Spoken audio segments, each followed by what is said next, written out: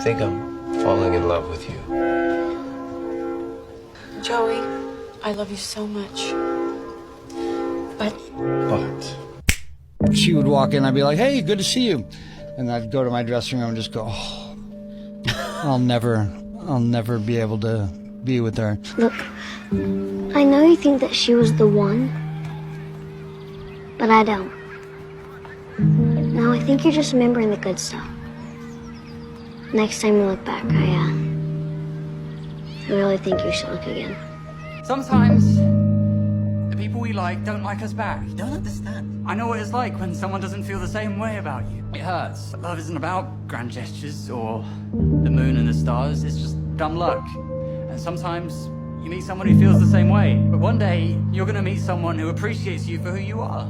I mean, there's 7 billion people on the planet. I know one of them is gonna climb up on a moon for you. I think there must be something wrong with me, Linus. Christmas is coming, but I'm not happy. I don't feel the way I'm supposed to feel. I just don't understand Christmas, I guess. I like getting presents and sending Christmas cards and decorating trees and all that, but I'm still not happy. I always end up feeling depressed. The guidance counselor said I'd be a failure. The teacher said I'd be a failure. One of my teachers, my business teacher, said, when are you going to start taking life seriously? Back then I was already streaming. I was already putting in hours, Charlie. But I never let anyone know that, Chesterfield. Because it's not about the hours that they know about. It's about what you do in the dark room when it's you and your thoughts. And you gotta control your destiny! Imagine you're on your deathbed, and standing around your deathbed are the ghosts representing your unfulfilled potential. The ghost of the ideas you never acted on. The ghost of the talents you didn't use. And they're standing around your bed, angry, disappointed, and upset. They say, we came to you because you could have brought us to life, and now we have to go to the grave together. So I ask you today, how many ghosts are going to be around your bed when your time comes? I feel so empty, bored, unfulfilled, like something's missing, like I want something more, like there's this giant, bottomless, infinite hole inside me. I hope every one of you behind the screens or in this arena can feel this level of happiness just one time in your life. I hope all of you can feel how happy I am just one time in your life. But guess what? You will never feel this level of happiness if you don't go for something in your own life. I came to realize it's that fear that's the worst of it.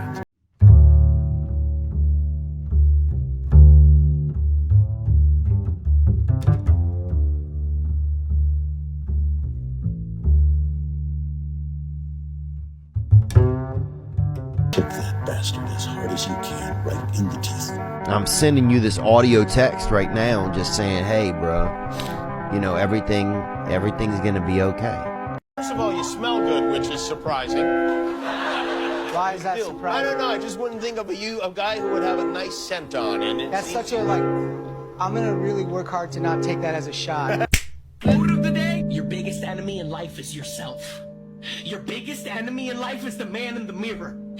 It doesn't matter what anybody tells you what you can and can't do. All that matters is the conversation that you have with yourself, my boy. If you don't love yourself, how will anyone love you? I got a message for anyone going through some shit. Because these past 2 months have not been easy. Sometimes the devil will make his way into your life. He will try to break you down spiritually, mentally, physically, emotionally. But you rely on your support system. You believe in yourself and your character. You trust the people around you and you be resilient. Let's go. You be fucking resilient. And no amount of darkness can overtake you, I promise. I promise. Stand up for yourself. Stand up for your loved ones. You look the devil in his eyes and you do what I did tonight. And you eliminate that bitch from your life. Anytime somebody asks me like, are you okay? I always say, I'm good, even if I'm not. Apologize for being late. My wife just died. All right, we've got a lot on the agenda today, so let's begin. Hey, I'm so sorry. I mean, your wife. Yeah, well, as you might expect, the pain's unlike anything I've ever experienced before, but we've got a lot to do today, so let's keep moving, okay? Jim, what happened was she died. It was a car accident. We can't just bring the entire nation to a halt because of it. Do you need anyone to talk to or someone to help you with anything? People, this subject is not on the agenda today. Believe me, there's nothing I'd like more than to drop down behind this podium and weep. But I can't do this. Why? Because I'm a grown man, I've got a job to do, and so do you. As much as we put into this game to be great, to come out here and be in shape, to produce for fans every single night, and most importantly, to help your team win, do you not think that affects someone mentally? Nobody cares. You know, at the end of the day, nobody cares. What we're going through, how your body feels, nobody cares. We gotta do our job. If you have an idea that you genuinely think is good, don't let some idiot talk you out of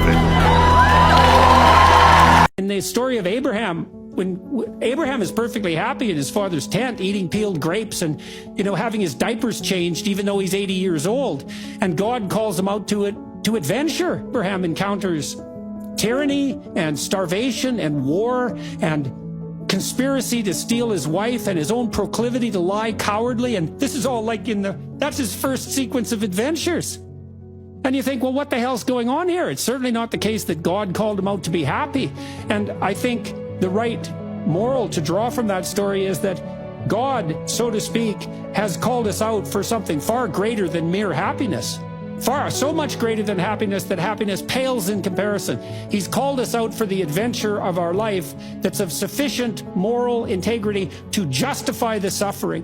And that's something. And if you tell people that, if you let them know that, well, that makes them stand up and cheer, because deep in their heart, they know that's true. Saying when the devil ignores you, then you know you're doing something wrong. The devil goes, oh no, leave him alone. Man, he's my favorite. Don't bother him. Yeah. Conversely, when the devil comes at you, maybe it's because you're trying to do something right. It's either you have it or you don't. That sounds like excuses to me. I mean, you got to figure it out. Right? If you really have an obsession to figure it out, you will figure it out. Right? And every puzzle is constructed differently.